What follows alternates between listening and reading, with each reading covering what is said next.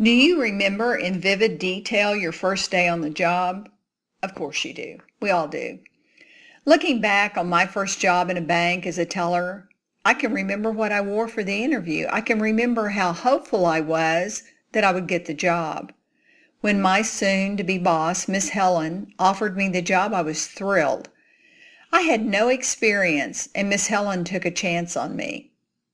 She needed me to start the next day. I showed up early and came to the only door I knew about. That's right, the front door.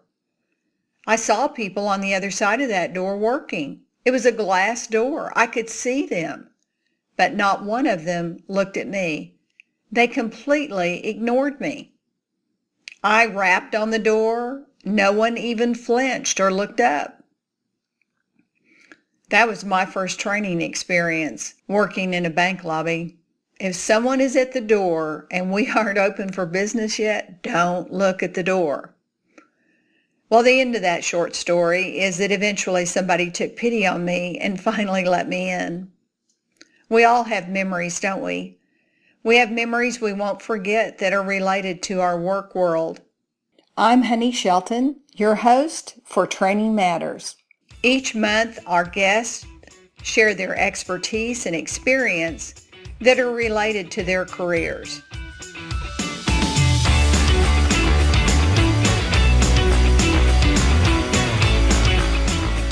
Training Matters is brought to you by the Training Institute, dedicated to setting the standard for individuals responsible for training effectiveness in banks and credit unions across the country. Our guest today is Vicki Kraai. I met Vicki recently when we both had the honor to speak for the Nebraska Bankers Association Women in Banking Conference. I really liked Vicki's message and her background. I thought she'd be a perfect guest and very excited to have her here today. And this will be my opportunity to learn more about Vicki and to introduce her to our listening audience. Thanks, honey, for this opportunity. Vicki, I know you were a banker before you started your consulting business. Tell us about your career as a banker. I grew up in actually a small rural community bank environment in rural Nebraska. It was a town of about 1,400 people. I'm going to date myself here when I talk about what I loved about being in the bank, because I grew up in it. And so using the 10-key adding machine to keep a running total of our remittance that we would send into our upstream correspondent bank, counting and balancing the one cash drawer that we had, filing checks alphabetically, and filing the pink notices at the time, and I didn't know what those were. And then when I learned that those were people that actually put their account into overdraft, I just didn't think that something like that could happen. So loved the community bank environment growing up, but never had a desire. When I left for college, I wanted to be in banking, and I didn't let myself think differently, but I wanted to explore banking in the big city of Lincoln, Nebraska, which I thought was really big at the time. During college in Lincoln, I was hired on to be a teller in a drive-up location, and this was just awesome. Honestly, when I look back over my banking career, the most rewarding job was being a teller. Just loved working with the customers one-on-one. From that, I actually had an opportunity to go into the credit card division, and they were looking for part-time people to just come in and analyze credit card applications. I thought, well, I'm a finance major. That sounds like something I could do. From there, I actually ended up, after college, heading up the credit card division on the credit analysis side. And one of the fun things that we got to do was launch the Cabela's credit card. So I had to figure out how to process 1,000, going from 1,000 applications a month to processing 1,000 a day. So really quickly went into the world of technology and automation. Was a lot of fun. Spent 12 years doing credit card world.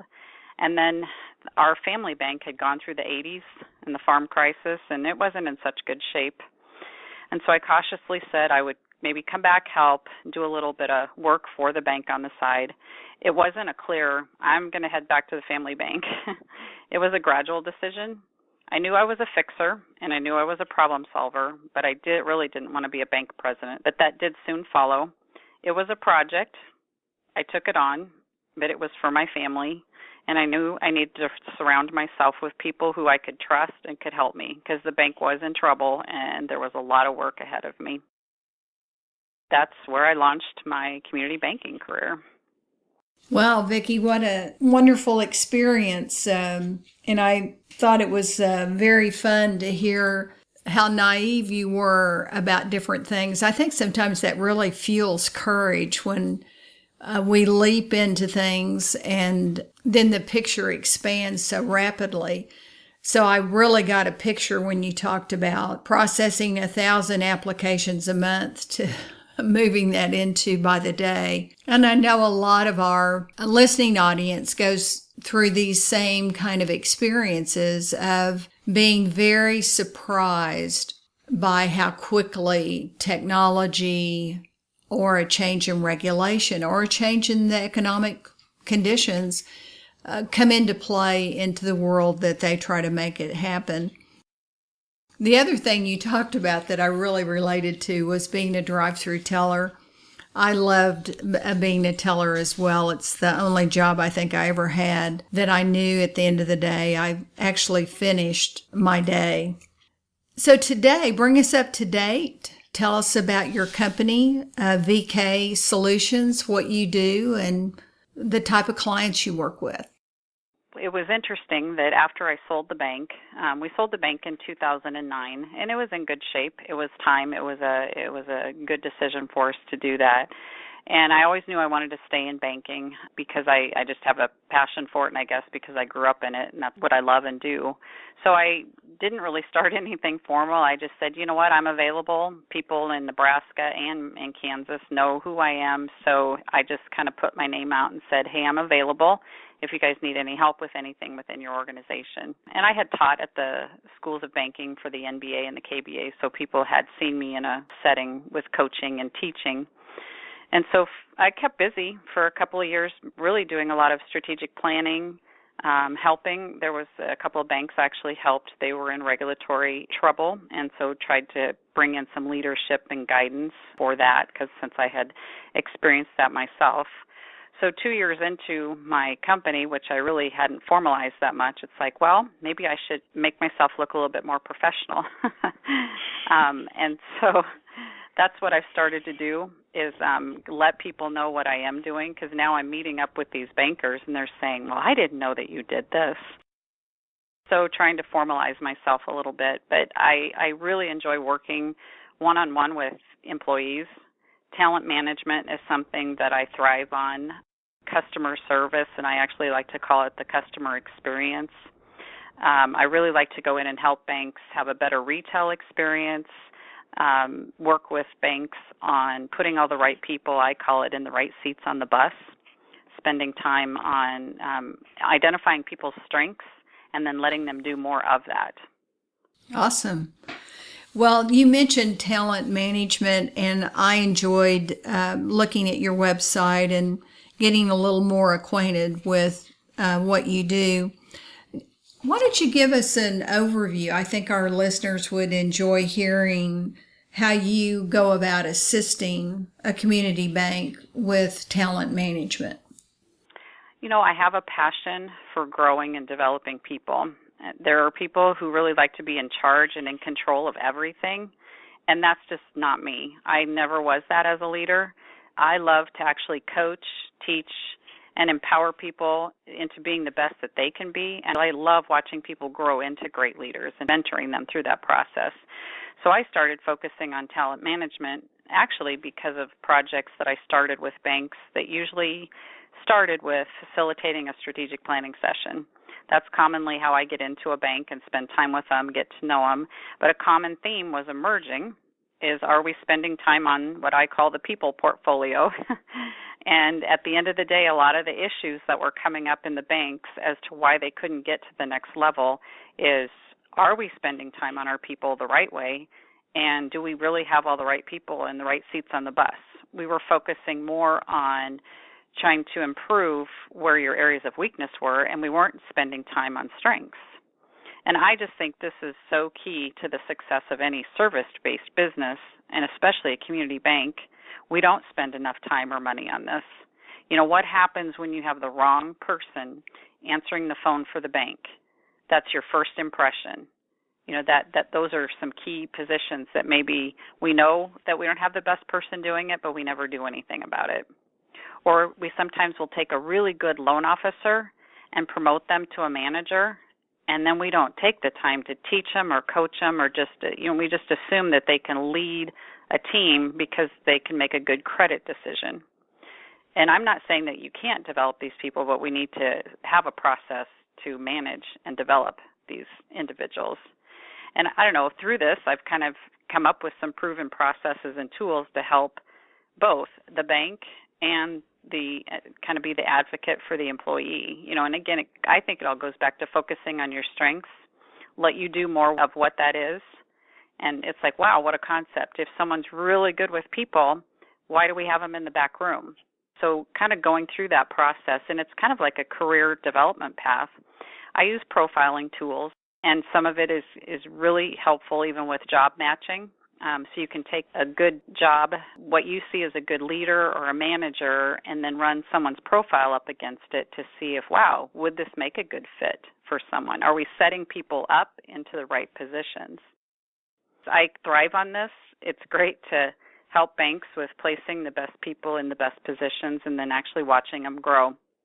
Sometimes you run into, maybe this person shouldn't be on the bus. But in many cases, and it's all how you go about it, they kind of figure that out on their own. They see by going through a profiling process and an interview and a career path and looking at the bank's organizational goals. And I've had people come to me and say, you know what, I really don't belong here. And then as an organization, you try to help them find a different situation for them. That's best for you. It's best for the people that were working with them. And it sends people off on a good note.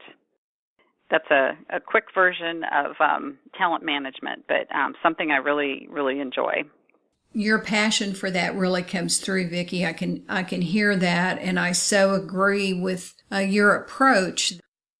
Because someone's done something a long time, or because that's always the way we've done it, doesn't mean that's the way we need to keep doing it, or that the way the job has changed or developed may not be the right match for an employee. It's certainly a sticky situation, and like you, I interface with financial institutions routinely that's their struggle. How do we get where we want to go with who we have? And what if who we have doesn't want to go where we're trying to go? And I think it's a real sticky situation, and not to toot our horn as consultants, but I do think that's the great advantage of having someone from the outside who's currently seeing the inside of different companies and how they do things, to bring fresh ideas or to be the stimulus to introduce new thinking and new concepts. And so I really support you in that. And I'm like you, that's probably the most exciting part of my work is when you see that come together. We want to stay in touch with you. Are you signed up for our blog and newsletter? Have you shopped in our online store? We have plenty to share with you, including our calendar that will show you where we will be and what we're up to. Pay a visit to interaction-training.com to sign up for our complimentary blog and newsletter. Directly from the homepage, you can click on the store and on the calendar. You mentioned the customer experience, but I'd like for you to talk a little bit more about what you mean by the customer experience, and, what are some things you tell a financial institution who really wants to knock it out of the park when it comes to the customer experience? I do. I handle, I think, the customer experience with the same approach as talent management. When it comes to the customer experience, I just believe we must see all things through the lens of the customer to really gain a competitive edge. And I like to go into banks and help them through that process, because if we can't win the customer experience, as a community bank, how are we going to compete? Because we're competing against banks, more importantly, non-bank competitors for our market share. Customers have a choice, and if we don't handle every interaction with some type of a wow, like I like to say, and sometimes that sounds warm and fuzzy, but if we don't do it, someone else will. And I think this is a process that you need to go through with every policy or procedure you make, is in those meetings, see everything through the lens of the customer. And if as a manager or if your auditor is in those meetings, bring in one of those fresher, newer tellers, because they are better sometimes at seeing things through the lens of the customer. And, ask them, how do you perceive this? And those folks, even though they haven't been with your bank for very long, they've got a great perspective from the customer. And if you see things, like I said, through the lens, then you can take a look at, we want to make banking simple, easy, personable, and we really want to anticipate what the customer wants. And I know we have regulations and we have to follow those, but we can still do some things to really wow our customers or make them feel like they're really special when they walk in. And I always say when I go into banks and I coach retail groups is, in your mind, when you guys go places, where do you go where you just feel like you've got service over the top and someone's maybe thought of something ahead of you and they've made life easier for you? Aren't these the experiences that we get really excited to tell somebody about? Well, I want people to be saying that about our community bankers' experience that they've had. And this is actually a very simple process to go through with the daily interactions that you have with your customers. It's just getting the entire retail team on board to start thinking this way. And even looking at your products, another quick story I will tell is I was working with a bank they originally asked me to just come in and do some retail training. Well, of course, I love to do it, excited, energized about that. But I also said, okay, let's look at your product offerings. And so we started looking at their brochures and the different products. A lot of it was pretty complicated. You get charged a fee for this if you have 10 debits here, or we'll credit back to this. And I kind of looked over the brochure, and one of the gals, a teller, probably in her 20s, she looked at me and she goes, I don't like to sell these accounts. She said they're really hard to sell. And I kind of chuckled when she said that. And then another gal in the room, and again, at this point, management wasn't in the room. I was just with some retail folks having a good time looking over their products. And another one said, I don't even bank here anymore, but I just I have an account just to put my paycheck in. And I thought, these are the things, and banks, sometimes we're just asleep at the wheel with looking at our deposit products. And I was in the same boat 12 years ago. I started really looking at our accounts and said, wow, this isn't even exciting to sell. What are we doing here? We train our folks to do really good teller transactions and balancing, and we don't focus on that retail experience. Are we excited when that customer walks in the door? So I went through this personally through our bank before I, went out and worked with bankers. And so it's fun. It's watching this process come alive and have people seeing everything through the lens of the customer. And it can have such an impact on waiting on those customers. So, again, I could probably continue to talk more and more about the retail experience. But, it's something I just love and have a passion for, and it's fun to help bankers see a more exciting part to opening an account. Oh, that was great, Vicki. I'm just nodding my head like I can picture our listeners are too, about what we want to have happen and how you, as you so well put it, through the lens of the customer, how do they see it? Oftentimes when I talk about it too, I'll say, how hard is it to do business with Amazon? What all does Amazon do to make it easy to be their customer, exciting to be their customer? And this is without even an exchange between you and another person. And I think that Amazon has become the lead retailer because they do look at their business through the lens of the customer. What does the customer want when they do business with them? And of course, traditionally, as community-minded financial institutions, the way we've differentiated ourselves more than any other way, in my opinion, is how we embrace our community and take care of our customer. And so we can begin to believe that both of those things are happening when in fact we've not advanced the skill sets, the training, the thinking, the product. So I found your conversation about that very encouraging, that there is plenty that can be done. And, are the products easy to understand, easy to use kind of thing. So really enjoyed that.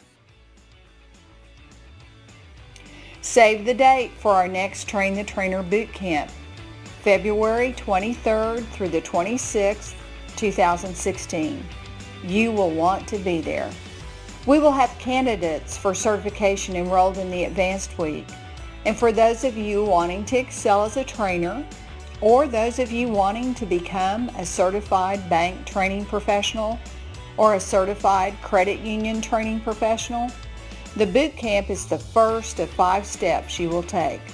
Make plans to join me in Houston the last week of February. One other thing that I wanted to tap into your expertise about is that many of our listeners and people who follow our blog and newsletter are people who are responsible for encouraging employees to be engaged and enthusiastic about their work.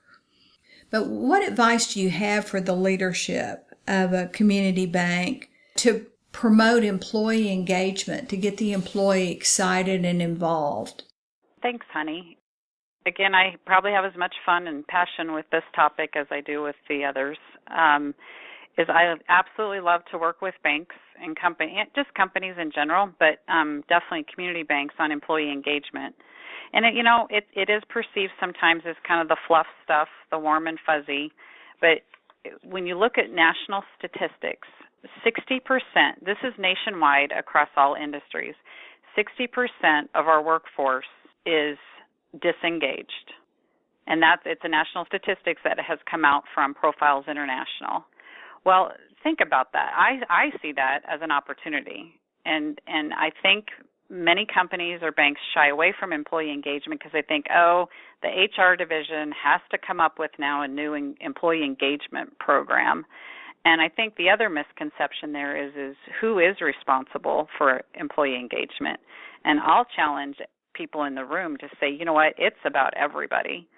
Everybody should have some part in employee engagement, whether you're a teller or you're the manager or ownership.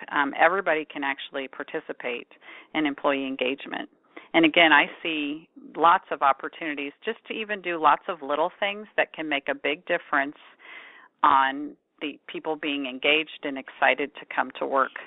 And you know what? Then it's a win-win situation for both the employee and the employer. A couple of stories that I have had some success with, sometimes bringing someone in from the outside, it's a safer process to do. Sometimes the employees are more willing to share with someone that's not maybe their boss or their counterpart. So I like to come in, whether it's doing interviews with employees, or I have a lot of forms that managers can use, or coming in and training even managers on very simple things that they can do for employee engagement. But one of the very easiest things is you know what, if you want to know how to engage your employees or what it is that excites them, how about asking them? And I think sometimes we think there's an approach of a one-size-fits-all. Oh, well, here's the things that get people excited. It's time off. It's food. It's a pat on the back. When in reality, you need to ask that of each individual person, because everybody has a little bit different twist on really what motivates them. And I like to see managers take time to do career path coaching with their employees. That increases your engagement. Wow, someone's sitting down with me, talking to me about my career goals. There's just some simple, different strategies that managers and coworkers can do with employee engagement. I do a team building session for a bank a couple times a year. They do some brainstorming and everything. And one of the questions I always ask is, okay, here in your bank, what is it that you suggest that we could do to motivate employees and keep them engaged? I've had 6 sessions in a row over the last couple of years. And no one ever says, I need to make more money. It's never a money issue. It's always things about, you know what, I want to be recognized in a newsletter, or let's have a food day, or I would like to have time off above and beyond, maybe like a half day, extra PTO time. So it's asking and understanding what each individual person gets excited about on your team, and then just trying to do a lot of little things, and it can make a huge difference in the engagement and the atmosphere in the organization. What happens when we have those employees and they are disengaged and then they stay? What kind of environment have we created there?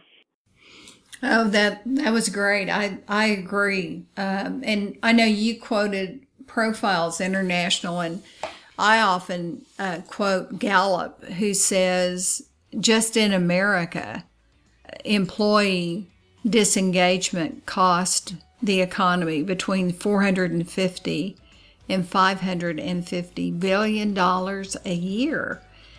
So it is a very expensive, even what I would go so far as saying liability, that when ignored is putting a lot of things that should and could happen at risk, including how contagious it is.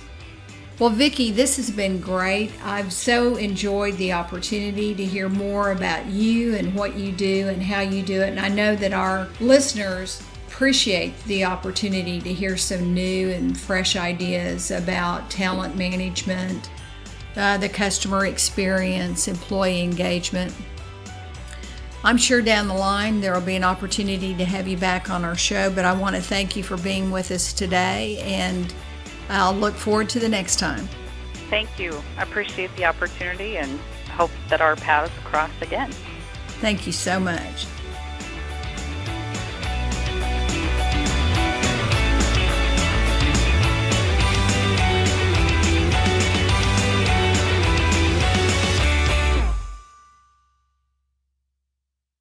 You've been listening to Training Matters with Honey Shelton.